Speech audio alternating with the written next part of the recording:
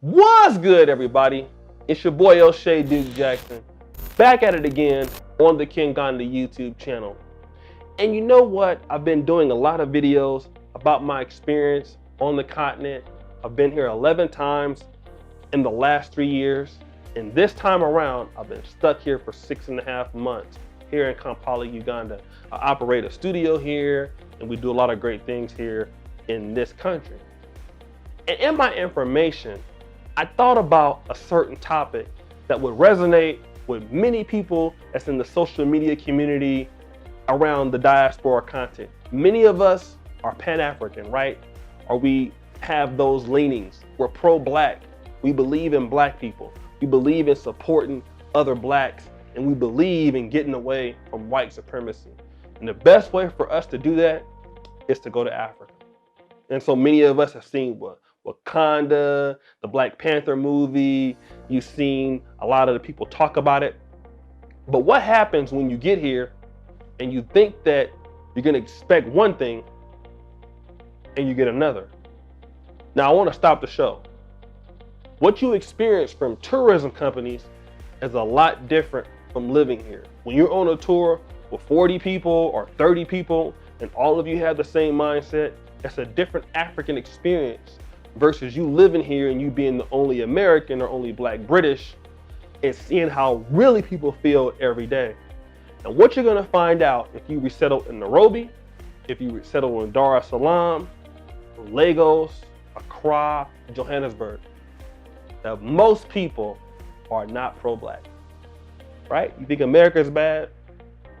Coming to the continent, you're gonna find that. Most people are very, very open and liberal with dealing with white people. They don't have a problem dealing with Chinese, dealing with Indians, okay? But you coming from the West, you've experienced racism. Your mama's experienced racism. Your grandparents experienced racism with Jim Crow. And although these people here, like in Uganda, the British had this as a colony, they had Kenya as a colony, they had Tanzania as a colony, they had South Africa, Zambia, Zimbabwe. The people here today are not concerned with that, right? They're not gonna be pro-Black and Pan-African as you want them to be. And I see a lot of African Americans have that problem. You know, some people will spend their time trying to wake people up, have discussions. I've tried that before, but guess what? It doesn't work. And they can create an anger inside of you because you lived your whole life to come back to Africa to experience the truth. As African Americans, we were taken from Africa in slave ships. And many of us are going back trying to find our lineage, trying to find our name because we want to be here. We want to be around Black people and be around our real family. And then you come here and find out that people are not really on the same page as you. And that's a hurting thing. You're gonna go to the restaurants and you're gonna see a beautiful young Black woman with an old 70-year-old white man. You might be in a restaurant and you may walk in the restaurant at the same time as a white person. And that white person is gonna get better service than you are, and you probably have more money than them. And then you're gonna get really disgusted, right? Let me tell you something. That can happen to you right here on the continent.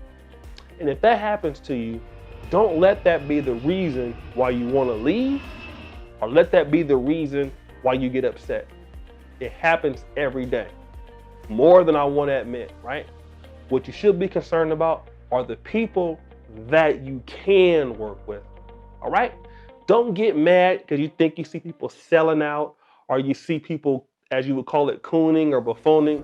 Don't worry about that. You got to understand that you come from a whole different perspective than a person that's born here. They're not going to see things the same way that you see it. And it's just like an African. When they come to America, they're going to see some opportunities that you're not taking advantage of, and they don't see it why you don't see it, right? And that's how we learn from each other. And the thing is, be able to understand where they are coming from. Africans that live on the continent, they don't think the same way as you do in the West, okay? That's just how it is. But if you really want to wake people up and you really want to get people to support you, you're gonna do it by your actions. Be a good businessman, be a good person, and get involved in the local communities here, all right? Help people out with advice. Prove that you have value in this new community. If you live in Bukoto if you live in Chisashi, if you live in Chichintili neighborhoods and stuff like that, you prove your worth by what you can do, organize, work with the people, okay? And that's how you prove your message, by your works. A lot of times I see people trying to spend times and lecture folks, wake people up, trying to challenge their ideas. Why do you feel like that? And berate them because, you know, they want to work for a white person. Berate them because they want to work for an Indian person. If you really want to change their mind, give them a job and give them an opportunity to make more money than all of those people. That's how you do it. You win people over by your work. And don't expect everybody to think like you, because that could be a reason why you don't want to come to Africa. I was talking to a brother, I won't call his name, very good friend of mine. I was telling him the kind of things I was seeing out here with a lot of the, you know, sisters going out with the older white guys and Lebanese guys. And he was like, man, see, that's why I can't come to Africa, brother, because I would be so upset. And with that attitude, you're going to miss out on an opportunity to set yourself up culturally for life, spiritually for life. You're gonna miss out on an opportunity for your kids to be involved in Africa just because some people that you don't know are out there interracial dating. That's nonsense, right? You don't want to have that mindset. You deserve to be on the continent just like any other black person. You have a right to Africa too, because your forefathers had a right to Africa. So you have a right to do things here. You don't let people that have a different ideology than you stop you from a dream. All right? And if Africa is your dream, you don't worry about people like that. Stop trying to wake people up. Wake yourself up. Because in America, you have people that agree with a whole bunch of things. Homosexuality is one. People agree with, making certain drugs legal. There are a lot of things you may agree or disagree with. Do you let that stop you from going to work or stop that from letting you go to school? Absolutely. And people don't think the same way you think here on the continent. Not everybody is pro-Trump or pro-George Bush or pro-Obama, but yet you still go to work every day. You still pay your bills every day. You still chase your business plans every day. Nothing is going to be different here. Stop expecting everybody to be pro-black like you. Everybody's not going to be pro-black like you.